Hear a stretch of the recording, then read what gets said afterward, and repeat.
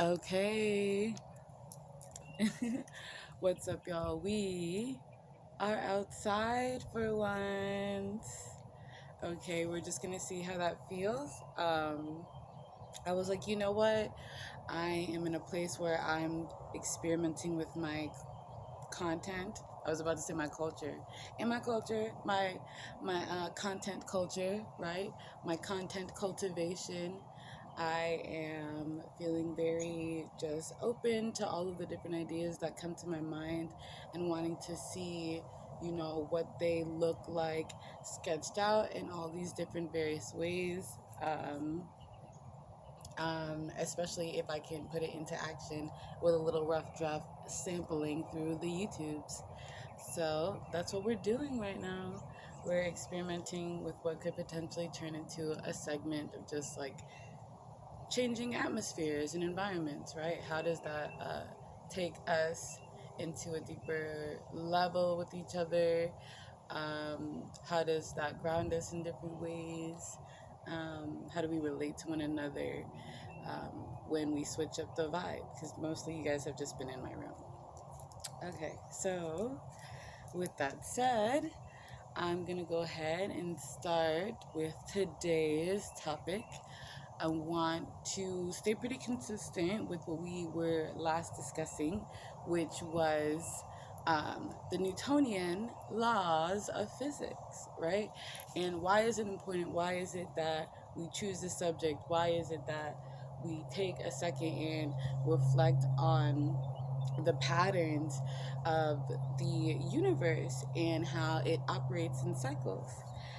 We do this to kind of take a load off of our human doingness so that we can kind of rejoice in um, the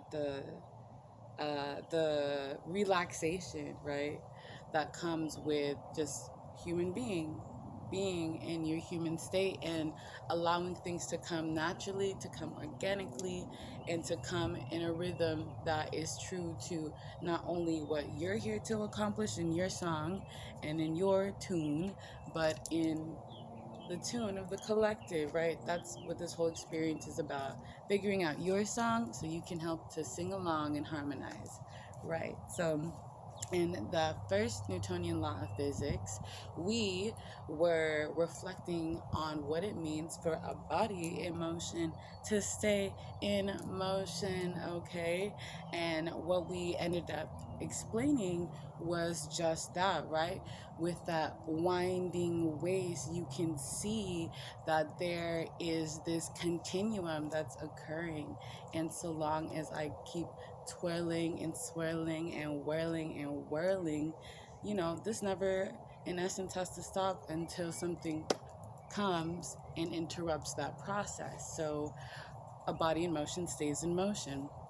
That can, be halted by my thoughts. Like just now, I commanded myself to stop. That can be halted by an interruption from something outside of me as well, right? As above, so below, as within, so without. So any different kind of thing or stimuli can interject or interfere in another force's experience here in this plane of existence. So that was just a quick summary of that. To go into the second one, which I had to kind of sit with for a second, but once I fully gathered what it was explaining and related it to my own experience, I was like, aha, I totally can see, how this law, like the implications of this law, impact us even at like the most mundane and monotonous level in our interactions with one another and even in just like our self-talk. So this one is a quantitative um, mechanism for observing one force's impact on another force, right? So this quantitative mechanism is broken down into two variables. Those variables being A, the uh, impact, the intensity of a force onto another. The magnitude is another way to say that. You know, the magnitude of the impact of one force onto another is variable A, and variable B is the direction in which that impact is made. I'm like, that's so heavy. That's so meta. I'm so annoying, but that's really how I feel about it.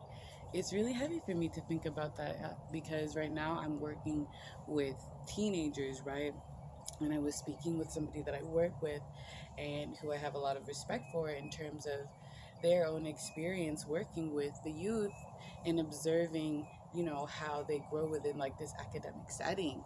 And one thing that he called to mind for me to reflect on was this idea that teenagers, right, super impressionable. Just think about yourself as a teenager and how impressionable you were, right?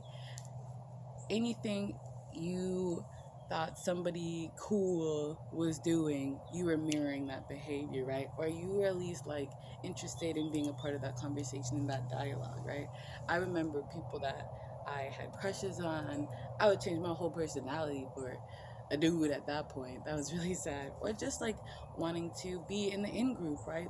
Those types of pressures are very normal in the growth and development of a teenager, right? Just wanting to belong and wanting to also stand out at the same time, figuring out who you stand out and belong with.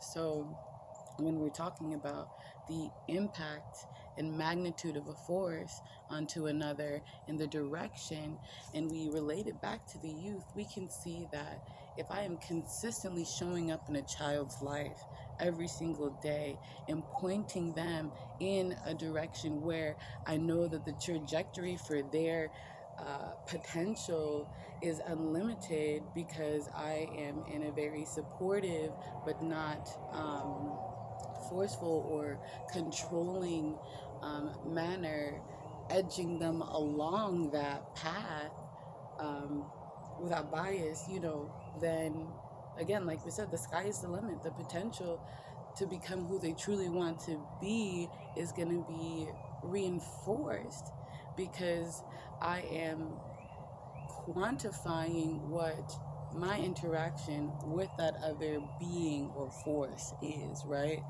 With my intention and with the actions that I enact on that being or entity. Um, and even beyond the youth, this is how we influence one another. And this is what it means to be of influence, not just being on Instagram and popping that pop, you know, that's a part of it and can be a part of it, but it truly is, you know, to what degree, to what level am I impacting somebody else? What's the weight of my impact? And then what are the impressions and the implications of the impact that I'm leaving?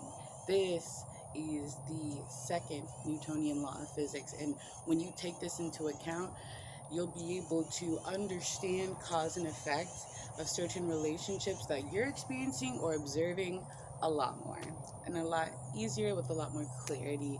And at the very least, you'll be able to start asking questions so you can get that clarity.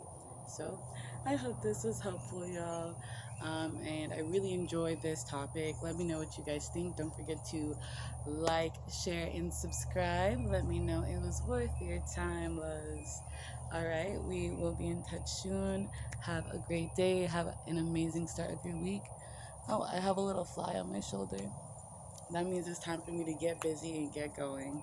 That's really what that means if you look it up. Times it's like it's time to fly. Time is flying by. So let me dip on that note. Bye y'all.